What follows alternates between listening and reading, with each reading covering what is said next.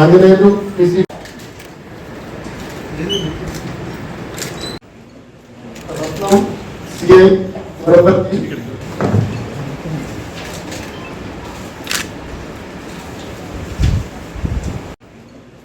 రత్నం CI వరపతి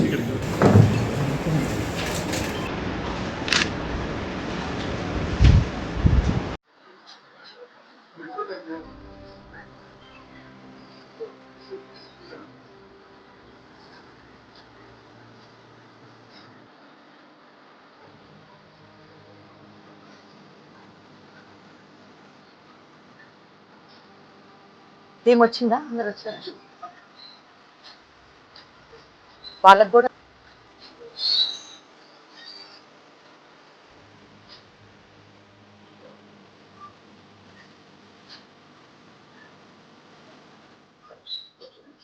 మే 30వ తారీఖు morning 5 సంవత్సరాలు కలిగినటువంటి ఒక మహిళ వనపర్తి రూరల్ పోలీస్ స్టేషన్ లో మనకి ఒక ఫిర్యాదు ఇవ్వడం జరిగింది. దాని యొక్క బ్రీఫ్ ఫ్యాక్ట్స్, తను పెద్దమందడి వెళ్లే క్రమంలో భగీరథ జంక్షన్ హాల్ నుంచి టువర్డ్స్ పెద్దమందడి తను బస్సు కోసం వెయిట్ చేస్తూ నడుచుకుంటూ వెళ్తున్న క్రమంలో ఒక గుర్తు తెలియని వ్యక్తి మోటార్ సైకిల్ మీద సుమారుగా ఒక 20 నుంచి 25 సంవత్సరాలు కలిగినటువంటి ఒక మగ వ్యక్తి మోటార్ సైకిల్ మీద వచ్చి తను కూడా పెద్దమందడికి వెళ్తున్నాను, అవ్వ నిన్న అక్కడ నేను డ్రాప్ చేస్తానని చెప్పేసి తనని బండి మీద ఎక్కించుకొని మాయమాటలు చెప్పి తర్వాత రాజానగరం నుంచి రాజాపేట వెళ్లే దారిలో రోడ్ నుంచి మళ్ళీ డీవియేట్ అయ్యి ఇంటర్నల్ రోడ్ లో మేధా టౌన్షిప్ ప్రాంతంలోకి తీసుకెళ్లి చెట్ల మధ్యలో తన మీద అత్యాచారం జరిపి తనని కత్తితో బెదిరించి తన యొక్క ఇయర్ రింగ్స్, తర్వాత పుస్తల గుండ్లు,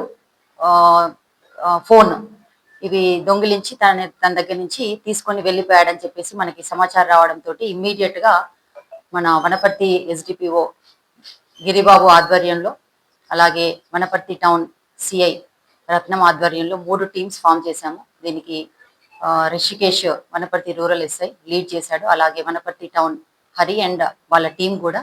సో ఇమీడియట్ గా టీమ్స్ ఫామ్ చేసి మనకున్నటువంటి టెక్నాలజీని ఉపయోగించుకొని అలాగే మనకున్నటువంటి ఇంటెలిజెన్స్ ద్వారా మనము ఈ ఇన్వెస్టిగేషన్ స్టార్ట్ చేసినప్పుడు మనకి బులియన్ మార్కెట్ లో ఆ వ్యక్తిని, ఆ నిందితుడిని మనము అప్రహెండ్ చేయడం జరిగింది. సో ఇతని వివరాల్లోకి వెళ్తే ఇతని పేరు నవీన్, ఇతని వయస్సు 24 సంవత్సరాలు. ఇతను గద్వాల డిస్టిక్ కి సంబంధించి ఆలూరు విలేజ్ గట్టు మండలం. విచారణ చేసినప్పుడు అతని దగ్గర మనకి ఈ ప్రాపర్టీకి సంబంధించినటువంటి ఈ దిద్దులు, తర్వాత పుస్తెలతాడు యొక్క గుండ్లు, సెల్ ఫోన్ ఒకటి, 5,000 రూపాయల నగదు, తర్వాత అతను క్రైమ్ లో ఉపయోగించినటువంటి వెహికల్ ని కూడా మనము సీజ్ చేయడం జరిగింది. దాంతో పాటు అతని దగ్గర మరి యొక్క 14 సెల్ ఫోన్స్, అందులో 10 స్మార్ట్ ఫోన్స్ సో మనకి అతని దగ్గర సీజర్ చేయడం జరిగింది. తదుపరి విచారణ చేసి పోలీస్ కస్టడీ తీసుకొని ఇవి ఏ రకంగా అతని దగ్గరికి వచ్చాయనేది కూడా మనం వెరిఫై చేస్తాం.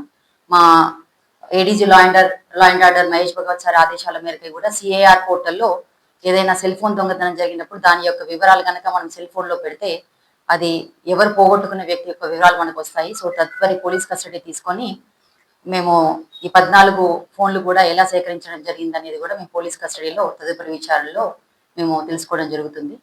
సో ఇతను ఆ రోజు యాదృచ్ఛికంగా ఇతను ఆల్రెడీ ఒక గొర్రెల కాపరి, వనపర్తి టౌన్ లో చాలా ప్రదేశాల్లో ఇతను కొంతమంది దగ్గర పని చేయడం. సో ఇక్కడ ఉన్నటువంటి టెరైన్ కి సంబంధించినటువంటి వనపర్తి టౌన్ కి సంబంధించినటువంటి ప్రదేశాలు తనకి బాగా తెలుసు.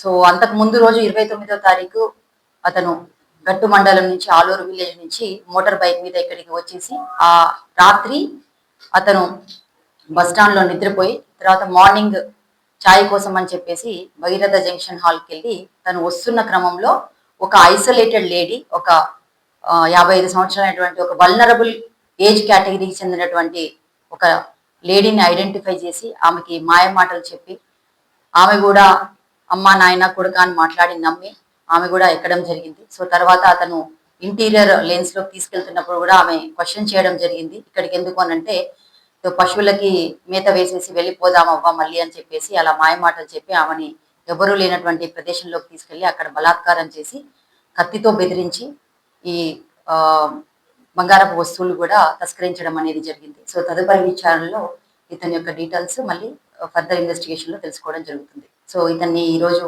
కస్టడీలోకి తీసుకొని జ్యుడిషియల్ రిమాండ్కి పంపడం జరుగుతుంది. Thank you.